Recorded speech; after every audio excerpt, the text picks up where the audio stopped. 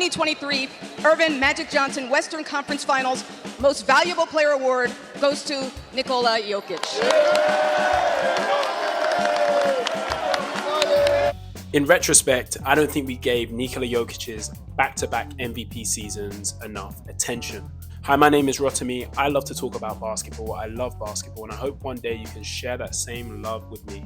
In this video, we're going to talk about Jokic's back-to-back MVP seasons and whether or not they were overrated. So people know Nikola Jokic as the Joker, but I recently saw that they call him Big Honey, so I'm going with Big Honey from now on because his game's so sweet. Big Honey standing at 6'11", weighing 284 pounds. Nikola Jokic is a quiet, unorthodox player with a whole bunch of finesse to his game. His one-legged fadeaway, lackadaisical footwork, and hillbilly handle are all parts of his game that makes him a dangerous scorer. His back to the basket game allows him to bully defenders that are smaller than him and destroy bigger defenders with his fancy footwork. To add to this, he has a cushion touch, which allows him to throw up floaters and hooks. And when he's feeling athletic, he can dunk the ball. He's got a strong enough mid-range game that allows him to pop off the screens, but he's also a good shooter from the three-point line. He's more than just an effective floor spacer. We are talking about a lethal, sharp shooter. Now, for his size, naturally you would consider him to be a great rebounder, and he is one of the best rebounders in the league at the moment. But it's his passing that is like no other.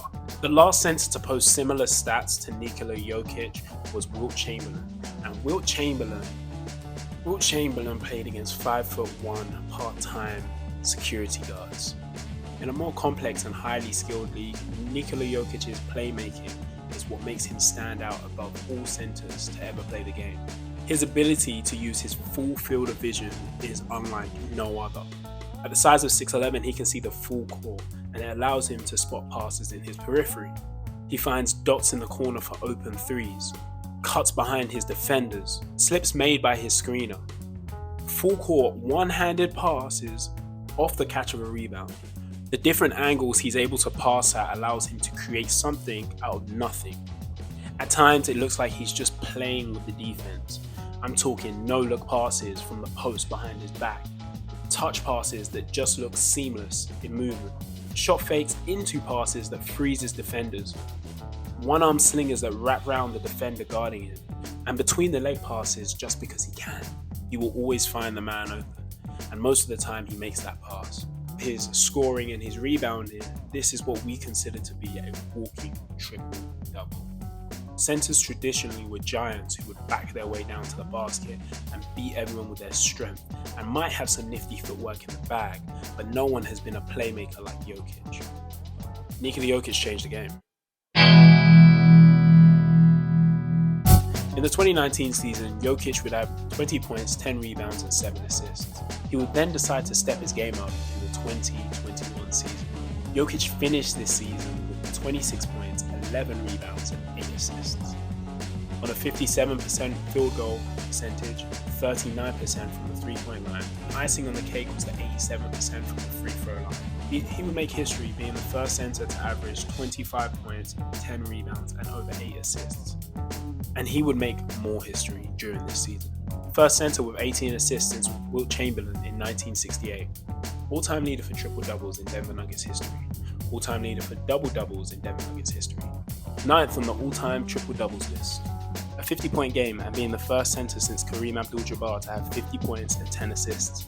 He had the all-time second longest double-double streak, 20 games. Second center to have a 50-point triple-double. He would record the most double-digit assist games in NBA history as a center. That season, he would finish off with a player efficiency rating of 31.3, lead the league in win shares, box minus statistics. He would have the most double-doubles, being 60. He had the second most triple-doubles in 16, behind Mr. Triple-Double. He would be the third player in all-time NBA history to be top 5 in points, rebounds, and assist totals at the end of the season. And this would win him his first MVP, beating Joel Embiid and Steph Curry. I still doubted him. To be honest, why is still beyond my belief? I mean, listening to everything that I just said, It doesn't even make sense why I couldn't see it. Maybe, to be honest, I'm a LeBron fan, so I used to just zero in on what's LeBron doing, what's Giannis doing, right? But no, Jokic was performing, and I just couldn't see it.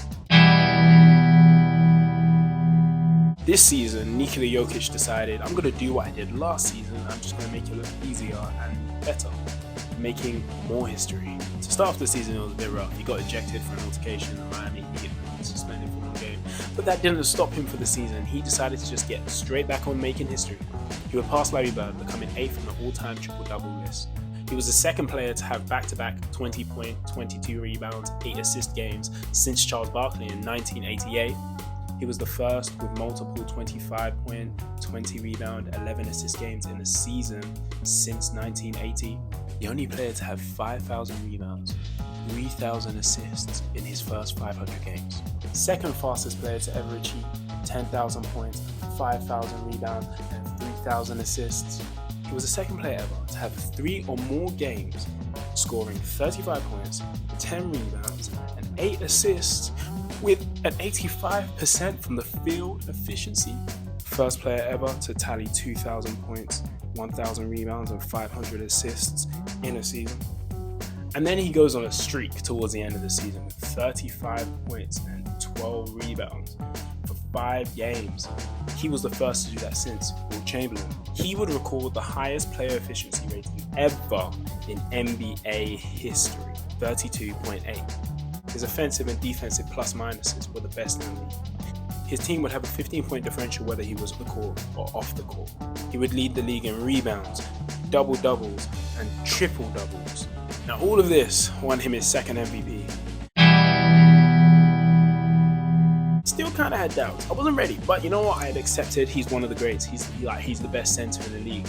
He would become the 13th player to ever have back-to-back MVP. At this point, people, I guess maybe they started believing, but there was still people hating. But he beat Giannis and Joel Embiid to get that second one. It wasn't an easy task. The truth is, how many people could doubt him? I became a believer after this. I used to always talk about his defense, but he was actually very beneficial to his team on the defensive end. If they don't have him, they lose quite a few games. He proved to us that he was one of the best to do it. And I think when I'm looking at everything and I'm reminiscing, I'm starting to understand that my biggest issue was he wasn't the type of player that I like to see. I like to see an athletic player. He wasn't athletic at all. He was unathletic. He was slow. He was dopey. Hillbilly handle. I don't know why I call it a hillbilly handle. It's a hillbilly handle. And I don't think that's attractive to most people, if we're being honest with ourselves. And he's a quiet guy. He's a quiet guy that just wants to play basketball. But now, watching him in the finals and watching this playoffs, he is averaging a triple-double.